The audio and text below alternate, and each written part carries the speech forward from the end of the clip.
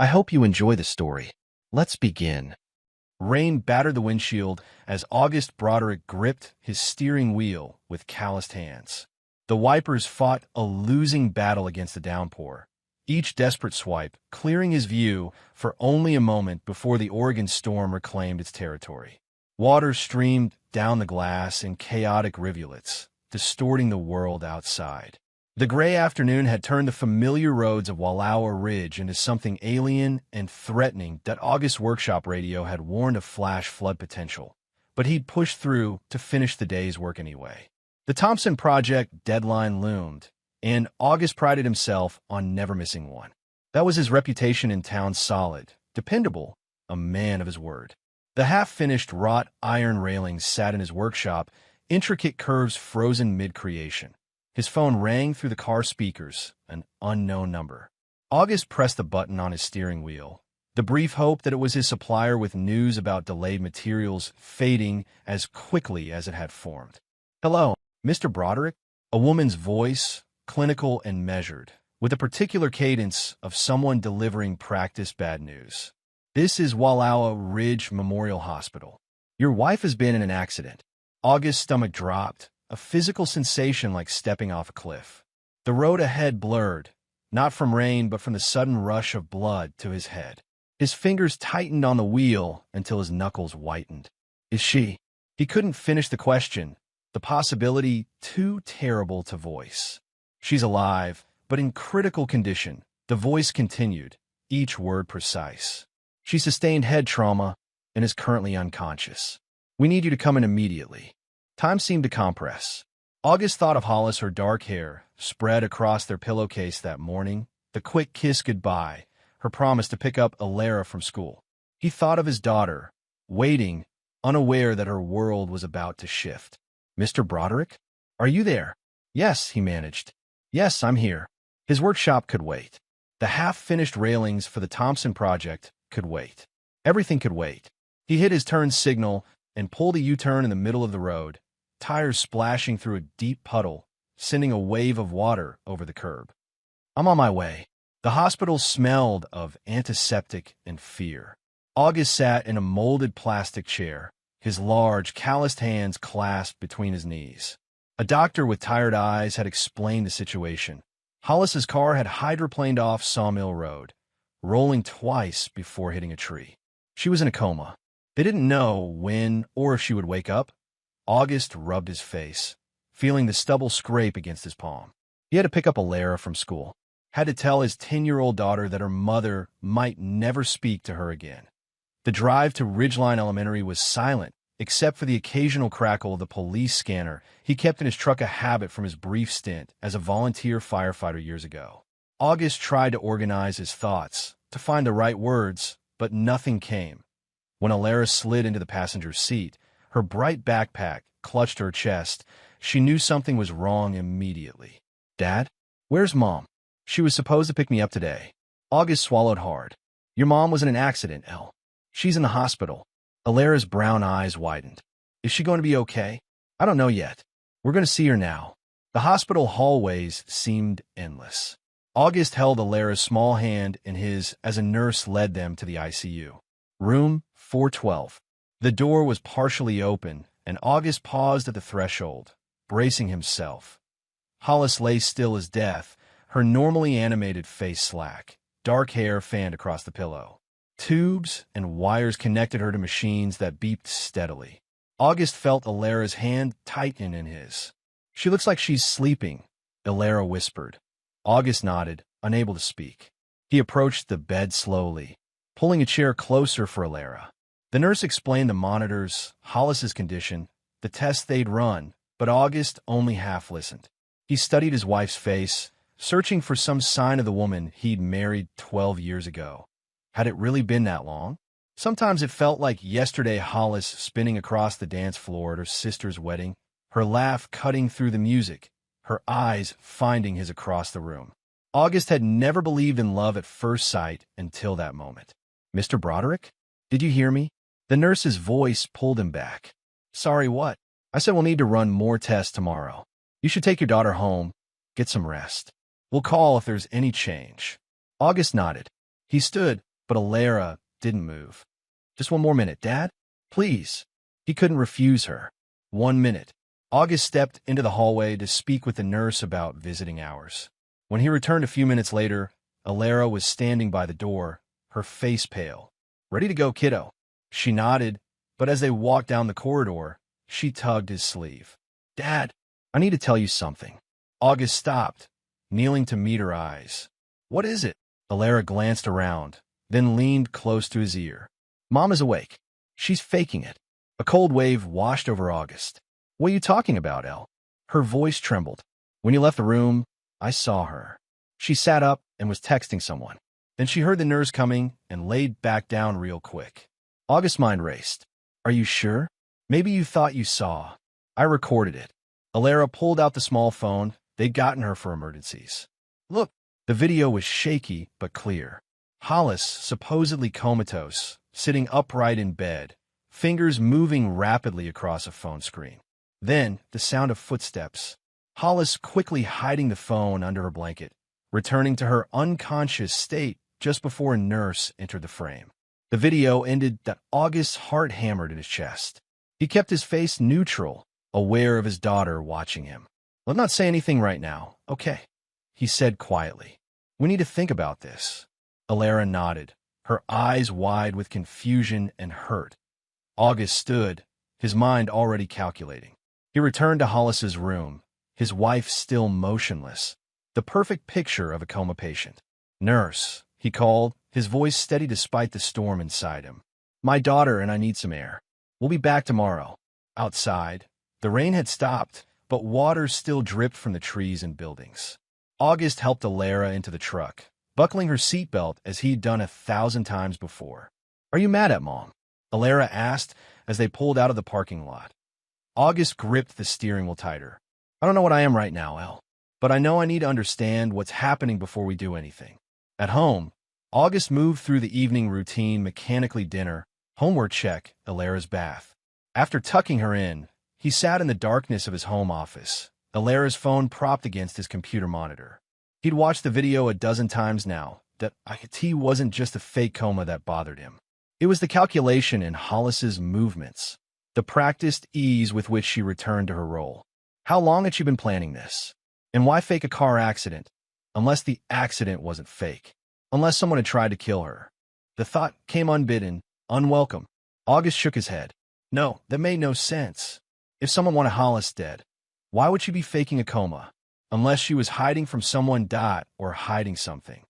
August leaned back in his chair, memories flooding back. The first years of their marriage, so full of warmth and promise.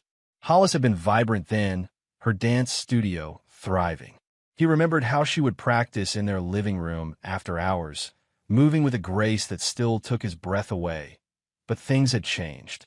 3 years ago, maybe 4. The late-night phone calls she took in the garage. The dance workshops that never seemed to have any online presence. The gradual coldness that had crept into their bed. August had told himself he was imagining things. That marriage evolved. That Hollis was just busy with her career. Now, watching her pretend to be comatose to avoid what? Him, the consequences of her actions. August felt a fool. He turned to his computer and opened their shared laptop. Hollis had always been careless with her passwords. He found her email easily enough, but most of it was mundane studio business, parent emails, retail promotions. Then he noticed a folder he hadn't seen before, tucked away in a nested series of directories. It was labeled simply LK. Inside were dozens of encrypted files and an email thread August couldn't fully access. But there were fragments, snippets of conversations between Hollis and someone named Lennox Keener. August suspects nothing. As always, he sees what he wants to see. The account is set up. Just waiting on the transfer of assets. After this is done, we'll have our freedom. August's hand shook as he closed the laptop. He needed help, but who could he trust? The cops? Without evidence of an actual crime, they'd laugh him out of the station. Hollis's sister Kinley? They'd never gotten along. Kinley might tip Hollis off? There was only one person August could think of. The neon sign of the Rusty Anchor cast a red glow across the rain-slick parking lot, the letters buzzing with electricity and promise. August sat in his truck for a long moment, watching patrons come and go, postponing the inevitable. The windshield fogged with his breath as he rehearsed what to say. How did you tell someone your life was imploding? That the mother of your child was a fraud? Finally, he stepped out into the light drizzle, the gravel crunching under his boots. Country music spilled out each time the door opened, along with the familiar scent of beer and fried food. The bar was half empty, typical for a Tuesday night. A few regulars nursed drinks at scattered tables, while a young couple played pool in the corner, laughing as they missed easy shots. Behind the counter, Merritt Clausen was mixing a drink, her movements efficient and practiced. Her dark hair was pulled back in a practical ponytail, a few strands escaping to frame her face. A face that had grown more lines since high school, but no less striking. She wore a faded Wallowa Wolverines t-shirt, their old high school mascot, and moved with the confidence of a woman comfortable in her own skin. She spotted August immediately, her eyebrows rising slightly in surprise. They'd known each other since they were kids, played in the same creek, climbed the same trees. They'd dated briefly in high school, first loves fumbling toward something like adulthood before life took them in different directions. August to trade school, and then marriage, Merritt to a business degree she never used, and a bar she inherited from her uncle. After August's parents died in the accident 5 years ago, Merritt had been the one to help him sort through their belongings, the one who made sure he ate during those bleak weeks. Hollis had been busy with a dance competition in Seattle. At least, that's what she claimed. Well, look what the cat dragged in, Merritt said as he took a stool at the bar, her voice carrying the particular warmth reserved for old friends. Thought you were too good for this place these days. There was no real bite to her words, just the easy ribbing of someone who knew your history. She set a glass of water in front of him without asking. She'd always remembered he rarely drank when troubled. August managed a weak smile, removing his damp jacket. Never that. Just busy. Life gets away from you. Merritt studied his face, her own expression softening. You look like hell, Gus. What's wrong? He glanced around to make sure no one was listening. Hollis was in an accident today. She's in the hospital. God, I'm sorry. Is she okay? That's the thing. She's supposedly in a coma, but... August pulled out Alara's phone and slid it across the bar. Merritt watched the video, her face hardening. What the actual hell? I don't know what's going on, August admitted, but I found emails. She's been talking to some guy named Lennox Keener. They have plans that involve me not knowing things. Merritt handed the phone back, her eyes serious. Gus, if Hollis is faking a coma, she's playing with fire. Medical fraud is serious business. I know, but why? What's she up to? Could be anything. Insurance scam. Setting up an alibi. Buying time. Merritt leaned closer. Whatever it is, don't let her win. Don't let her see you coming. August nodded, feeling the first stirrings of a plan. I need to dig deeper, find out what she's planning. And you need to protect Alara, Merritt added. If Hollis is willing to go this far, who knows what else she might do. The thought of his daughter being caught in whatever game Hollis was playing made August's blood run cold. I won't let her hurt Alara. Good. Merritt refilled his water glass. Start digging. I'll see what I can find out about this Lennox character. And Gus, watch your back.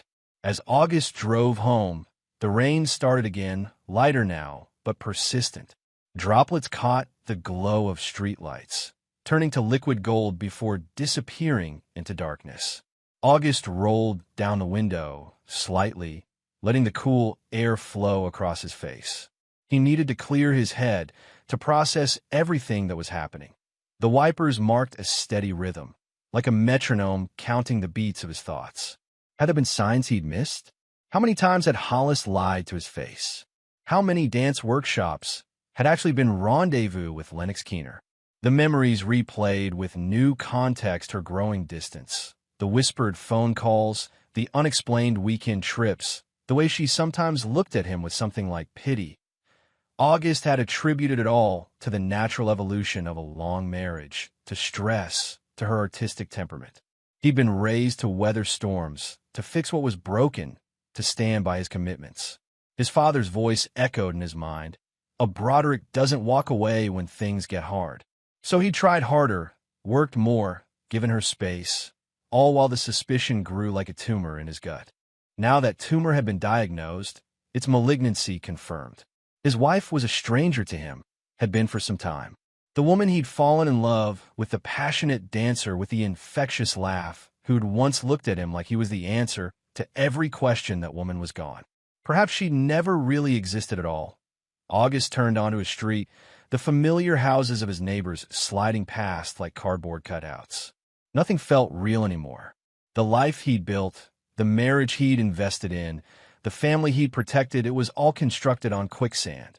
His hands tightened on the steering wheel. He'd been played for a fool, but that ended now. He needed to find out exactly what Hollis was planning, what she'd already done, and just how dangerous this stranger wearing his wife's face might be. For his sake, but more importantly, for Alara's. Because one thing was absolutely clear as August pulled into his driveway and stared at the home he'd built with his own hands. He would protect his daughter, whatever the cost. August's phone rang at 6:17 a.m. He'd been awake for hours, lying in bed watching dawn creep across the ceiling, replaying the video of Hollis's deception over and over in his mind. "Mr. Broderick? This is Dr. Patel from Wallowa Ridge Memorial. Your wife is awake." August sat up slowly. "Awake?" "Yes, she regained consciousness about 30 minutes ago. She's disoriented but stable. We're running tests, but she's asking for you. I'll be there soon." August hung up, staring at the phone in his hand. So Hollis had decided to wake up. The game was advancing to its next phase. That he woke Alara gently. "Your mom's awake." The hospital called. Alara's eyes widened, but she was already awake. "I showed you." "I know, kiddo." August brushed her hair back from her forehead. "And we're going to figure out why she was pretending. But for now, we need to act like we don't know, okay? Can you do that?" Alara nodded solemnly. "I can pretend too." August's heart ached at the determination in his daughter's voice. No child should have to navigate such twisted adult games. At the hospital, they found Hollis propped up in bed, looking pale but alert. Her eyes brightened when they entered. "My loves," she said, voice raspy. Her arms opened for Alara, who hesitated just a fraction before stepping into her mother's embrace. August watched, keeping his face neutral. He'd spent the drive preparing himself, building walls around his thoughts. "You scared us," he said, taking the chair beside the bed. He reached for her hand, the gesture automatic after years of marriage. Her fingers felt cold in his. "The doctor says I don't remember the accident," Hollis said, her eyes searching his face. "Was it bad?" "Your car rolled. You hit a tree." August kept his voice even, factual. "The police said you were lucky." Hollis frowned. "The last thing I remember is leaving the studio. Everything after that is just blank." August nodded, as if he believed her, as if he didn't see the careful way she was watching him, testing whether he suspected anything. "The important thing is you're awake now," he said. "You're going to be okay."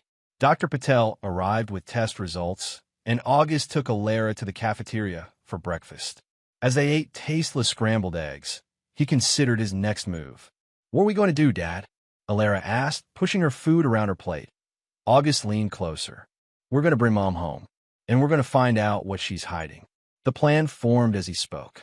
He would play the devoted husband, give Hollis enough rope to hang herself. Meanwhile, he'd gather evidence, build a case. Whatever Hollis and this Lennox person were planning, August would be ready. 3 days later, Hollis came home. August had prepared the guest bedroom, so you don't have to climb the stairs to our room, he explained, and stocked the kitchen with her favorite foods. On the surface, he was the perfect caretaker. Beneath, he was setting his trap. While Hollis napped that afternoon, August installed small cameras in the common areas of the house. Nothing in the bathrooms or bedrooms. He still had some boundaries, but the living room, kitchen, and hallways were now under surveillance. He told Alara they were just in case Mom needs help when we're not watching. That night, after Alara went to bed, August brought Hollis a cup of tea. "How are you feeling?" he asked, sitting on the edge of the guest bed. Hollis sipped the tea, her eyes never leaving his face. "Better. The headaches are less intense." "That's good." August studied the woman across from him. Had she always been this good at lying? Or had he just been too trusting to notice? "The doctor said your memory might come back in pieces." "Maybe." Hollis set the cup down. "August, there's There's something I need to tell you. His pulse quickened. What is it? Before the accident, I was thinking about taking some time away. A friend offered me a residency at a dance retreat in New Mexico. 3 months. I was driving to meet her when I crashed. The lies slid from her lips so smoothly. August wondered how many times she'd rehearsed it. You never mentioned a retreat, he said carefully. Hollis looked down. I was afraid you'd be upset. We haven't been connecting lately. I thought some distance might help. August took her hand, forcing warmth into his touch. You should have told me. I want you to be happy, Hollis. Relief flickered across her face. She believed he was falling for it. Thank you for understanding. Once I'm stronger, I might still go. Of course. August stood. Whatever you need. Get some rest now.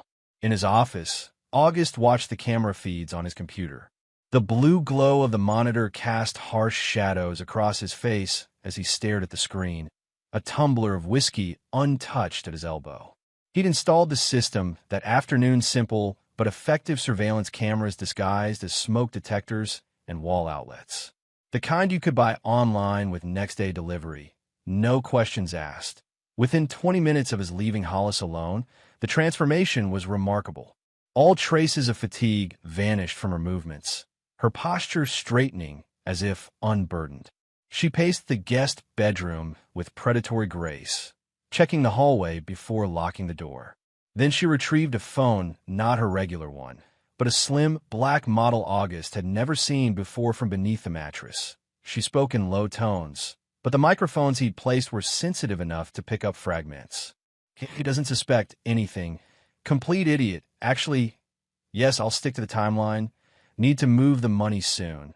The account is working perfectly. They'll never trace it.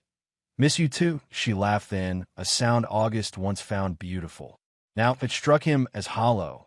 Performative. Had it always been that way? When she ended the call, she checked her reflection in the mirror, practicing a pained expression that she'd worn for him not 30 minutes earlier. August's jaw clenched so hard he felt pain radiating up to his temple. The whiskey remained untouched. He needed clarity now, not comfort. The woman on the screen was a stranger wearing his wife's face, a stranger who had shared his bed, raised his child, and apparently plotted against him for years.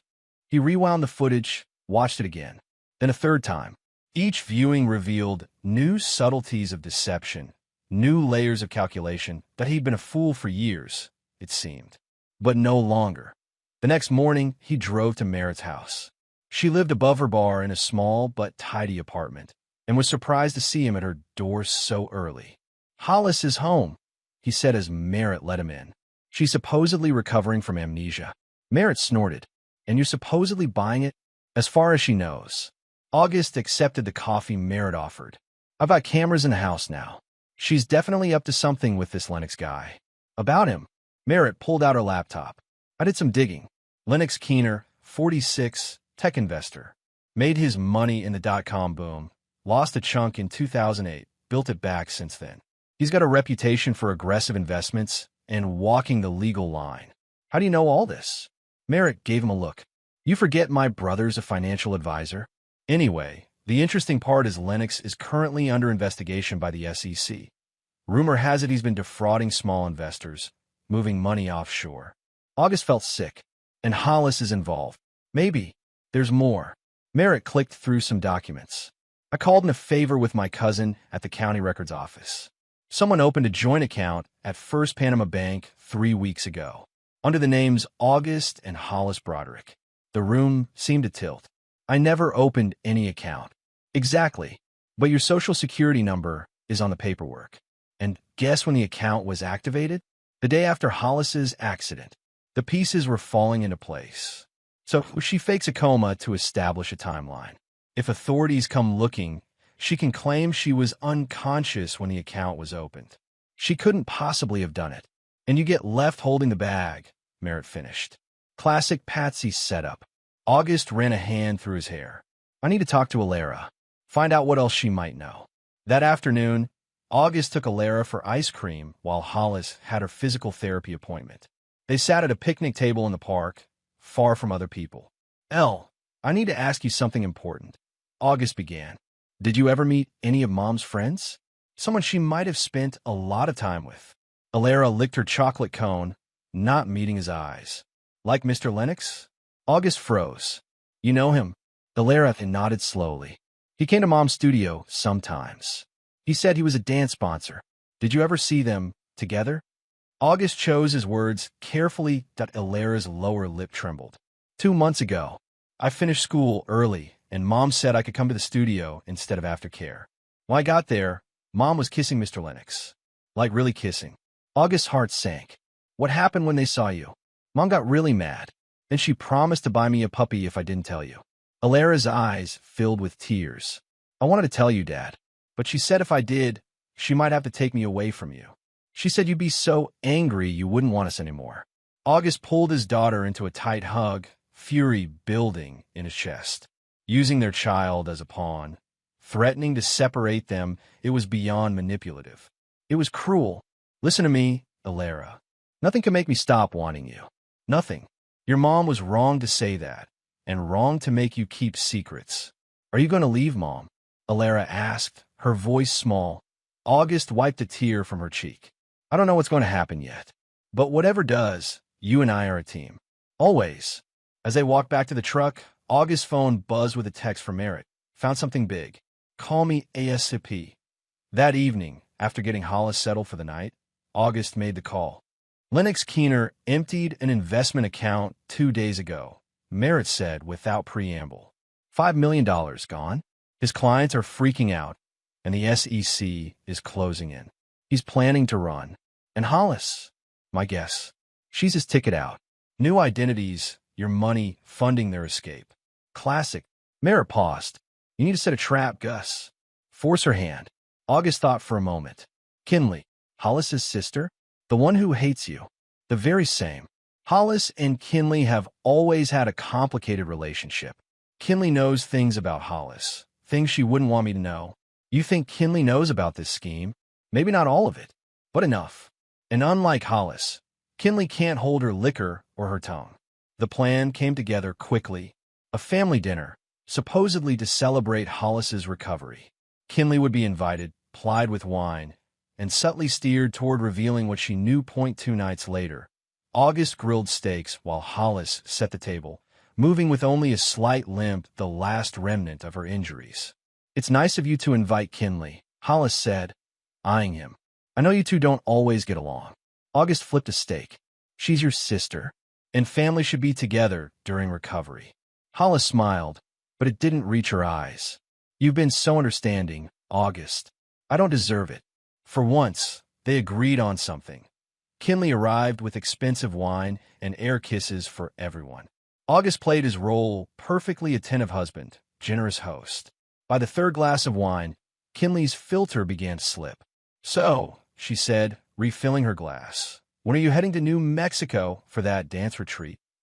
August caught the warning look Hollis shot her sister. I'm not sure yet, Hollis said lightly. I'm still recovering. Kinley snorted. Please, you look fine to me. Besides, isn't the timeline getting tight? You said you had to be there by the 15th.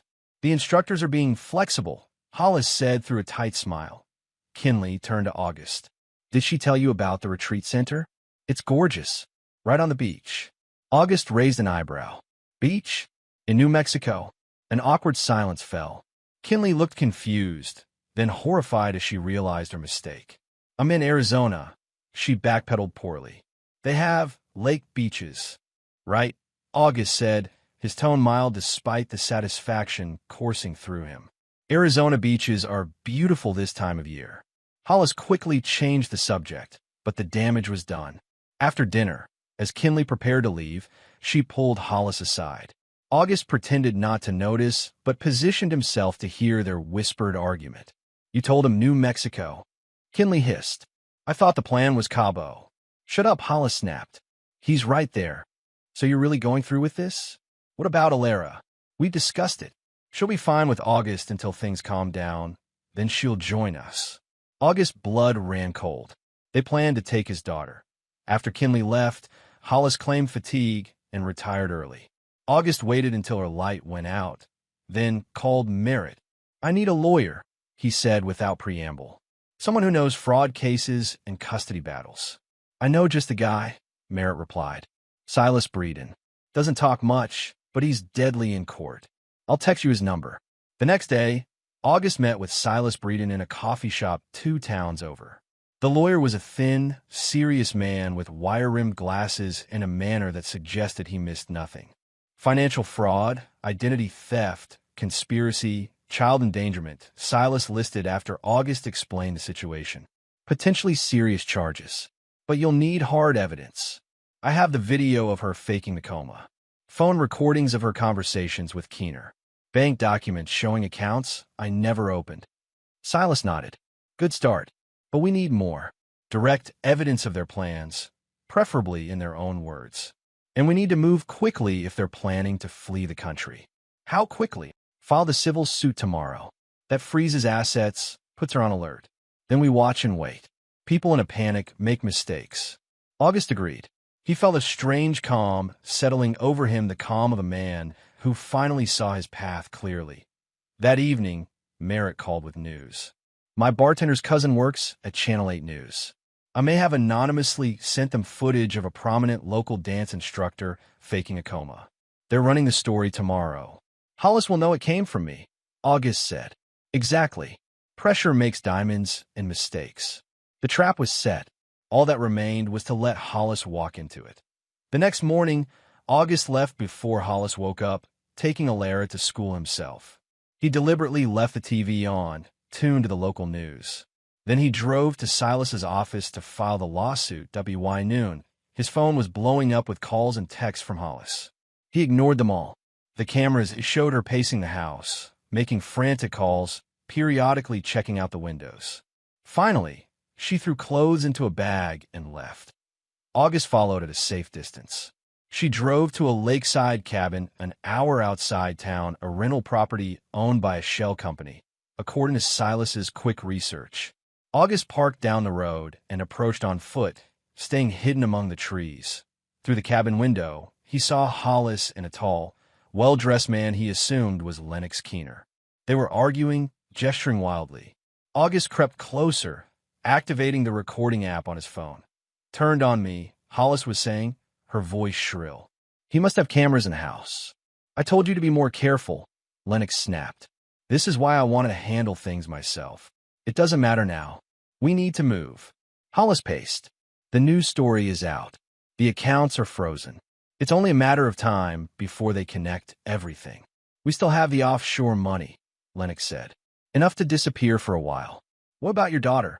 Forget her, Hollis said, her voice hard. She's the one who recorded me in the hospital. Little Trader probably told August everything. August's hand tightened around his phone. Hearing his wife dismiss their daughter so callously confirmed everything he needed to know. We leave tonight, Lennox decided. I have a new passports. We'll drive to Seattle, fly to Vancouver, then Bangkok. They'll never find us. What about August? He could still cause problems. Lennox smiled coldly. Leave that to me. I know people who can ensure he's too busy to chase us. That was enough. August retreated, called Silas, and forwarded the recording. Then he called the police. Within hours, squad cars surrounded the cabin. August watched from a distance as Hollis and Lennox were led out in handcuffs. Their faces were masks of shock. They hadn't expected consequences to find them so quickly. As the police cruisers pulled away, August felt no satisfaction, only a weary relief. The trap had sprung. The game was over. But the damage to his family, to his daughter's trust in the world that was just beginning to be understood. The county courthouse stood like a fortress of gray stone against the clear autumn sky. August straightened his tie as he climbed the steps, Alara's small hand clasped firmly in his. She wore a navy blue dress they bought specifically for this day, the day they would face Hollis in court for the first time since her arrest. You okay, kiddo? August asked, pausing at the top of the stairs. Alara nodded, but her grip tightened. Will Mom be in handcuffs? The question pierced August's heart. No, not today, but there will be officers with her. Inside, they met Silas Breeden in the hallway outside Courtroom C. The lawyer nodded gravely. They're trying to get bail reduced, Silas informed them. claiming Hollis is a victim of Keener's manipulation. August's jaw clenched. She was a willing participant. The recordings prove that. I know. Silas adjusted his glasses. Judge Winters is fair. She'll see through it. They entered the courtroom, taking seats near the front. Minutes later, a side door opened, and Hollis appeared, escorted by a female officer. She wore a simple gray skirt suit, her hair pulled back severely from her face. When she spotted August and Alara, she tried to approach, but the officer held her back. "August, please," Hollis called. "Let me explain." Beside him, Alara shrank in her seat. August placed a protective arm around his daughter's shoulders. "Not here," he said coldly. "Not now." The judge entered, and everyone rose. The proceedings began with the formal reading of charges: fraud, conspiracy, identity theft, child endangerment. Hollis pleaded not guilty to all counts, her voice steady but small in the cavernous room. During a recess, Hollis's lawyer approached them in the corridor. "Mrs. Broderick would like a moment with her family," the lawyer said, a woman with sharp features and sharper eyes. Silas stepped between them. "That's not happening, counselor. Any communication goes through me." "She's still Alara's mother," the lawyer insisted. "A mother who planned to abandon her daughter and threatened to take her away from her father as leverage," Silas countered. "Judge Winters has already issued a temporary restraining order. Your client would be wise to respect it." The lawyer retreated, but not before Hollis caught August's eye from across the room. She mouthed something that looked like, "I'm sorry." Too late. Far too late. After the hearing, August and Alara exited through a side door to avoid the local reporters who had gathered. The story had become a minor sensation in their small town. The dance teacher, who faked a coma to cover financial crimes, the eye in the car. Alara was quiet. "What are you thinking about?" August asked gently. She stared out the window. "Mom tried to say sorry. Did you see?" "I saw." "Do you think she means it?" August considered his words carefully. "I think your mom is sorry she got caught. I'm not sure she's sorry for what she did." Alara nodded slowly. "That's what I thought too." 3 weeks later, they returned to court for the bail hearing. This time, August left Alara with merit. The evidence against Hollis and Lennox had grown stronger as investigators uncovered more accounts, more victims of their schemes. Lennox had been siphoning money from his investment clients for years, and Hollis had helped launder it through her dance studio and various shell companies. As August took his seat, Hollis was let in. She looked thinner, her confident posture diminished. When the judge allowed defendants to speak, Hollis approached the microphone. "Your Honor, I made terrible mistakes," she began, her voice shaking. "I was caught up in something bigger than I understood. All I want now is the chance to make amends to my family, especially my daughter." August felt nothing as he watched his wife's performance. Once, her tears would have moved him to comfort her. Now, they seemed like one more manipulation. When it was his turn to speak, August approached the stand, his steps measured. "Your Honor, Hollis Broderick isn't a victim of circumstance. She's a willing participant in fraud that spans years. She used our daughter as a pawn, threatening to separate us if Alara revealed her affair. She faked injuries to establish an alibi while stealing my identity. And when cornered, she and Keener discussed handling me so I wouldn't be a problem." He turned to look directly at Hollis. She wasn't coerced. She chose this, repeatedly, over her family. The judge denied bail reduction. As officers led Hollis away, she called out to August. "Please, just let me explain. 5 minutes, that's all I ask." August paused, then walked to the barrier separating them. "You tried to apologize the other day," he said quietly. "Is that what you want? To say you're sorry?" Hope flickered in Hollis's eyes. "Yes, I know I can't fix this, but you gambled with our daughter's safety." August interrupted, his voice low but intense, each word precisely delivered like a hammer strike. "You used her as a pawn, threatened her, tried to buy her silence with a puppy while you planned to abandon her." He stepped closer to the barrier separating them, close enough to see the mascara beginning to smudge beneath Hollis's right eye, close enough to smell the unfamiliar prison soap that had replaced her signature perfume. "You know what keeps me up at night?" he continued, his steady gaze never leaving hers. wondering what would have happened to Alara if your car had actually killed you that day. If you died with all those accounts in my name, all that stolen money tied to my identity, I would have gone to prison. Our daughter would have lost both parents. Hollis's face crumpled. I never thought. That's right. You never thought about anyone but yourself. August's voice remained controlled, but the muscle in his jaw jumped. And now you want what exactly? Absolution? Understanding? For me to tell you it's okay, that everyone makes mistakes. He shook his head once definitively. You don't get forgiveness. Not from me. Not ever. The words hung between them, a door slamming shut. Hollis flinched as if he'd struck her, her body actually recoiling from the verbal blow. For a moment, the practiced mask dropped entirely, and August saw something raw and desperate in her eyes, perhaps the first honest emotion she'd shown him in years. Then the officers tugged her arms, resuming their path toward the holding area. This time, she didn't look back. August remained rooted to the spot, his heart hammering against his ribs. The anger that had sustained him through the hearing drained away, leaving a hollow weariness in its place. He hadn't raised his voice, hadn't cursed or threatened, simply stated the truth, and somehow that felt more final than any dramatic confrontation could have. Outside the courthouse, autumn sunlight spilled across the stone steps, at odds with the coldness August felt inside.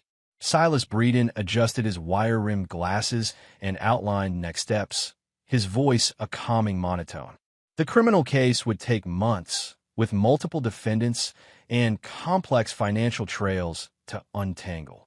But the civil suit to secure Alara's future and recover stolen assets could proceed more quickly. What about the house? August asked. It's tied up in the asset freeze for now, Silas explained. But given the evidence, I'm confident the court will release it to you eventually. August shook his head. I don't want it. Too many memories. Once this is over, I'll sell it. That night, he told Alara they would be moving. She took the news with surprising calm. Can we get a place with a workshop for you? She asked. Where you can teach me more welding? August smiled, genuinely for the first time in weeks. That's exactly what I was thinking. 2 months later, the civil case concluded. The criminal trial would drag on, but August had what he needed: sole custody of Alara, a fair division of assets, and freedom from the web of lies his marriage had become. They sold the house for less than market value, but enough to buy a small ranch-style home on the outskirts of town. It had 3 bedrooms, a large garage perfect for August's metalwork, and 5 acres of land where Alara could play. Merritt helped them move, directing the movers with her characteristic efficiency. When the last box was unloaded, she handed August a beer. To new beginnings, she said, clinking her bottle against his. August nodded. Thank you. For everything. That's what friends do. Merritt hesitated. And maybe someday, more than friends. But not now. You and Alara need time. August appreciated her understanding. There was something between them, had been since they were teenagers, but now wasn't the time to explore it as winter settled over Oregon. August and Alara found their rhythm in the new house. The property had a weathered charm that spoke to August it needed work, just as they did. He spent weekends patching the roof, replacing rotted boards on the porch, bringing life back to neglected spaces. There was something healing in the physical labor, in making something broken whole again. Alara was in therapy twice a week, working through the betrayal and confusion with a kind-eyed counselor named Dr. Winters. At first, she'd been reluctant, sitting silent through sessions. But gradually the dam broke. She began bringing home artwork dark, chaotic pieces that evolved, over months, into brighter colors and clearer shapes. The counselor called it progress. August called it courage. He focused on rebuilding his business too, taking more custom metal fabrication jobs that showcased his artistic side and fewer construction gigs that merely paid the bills.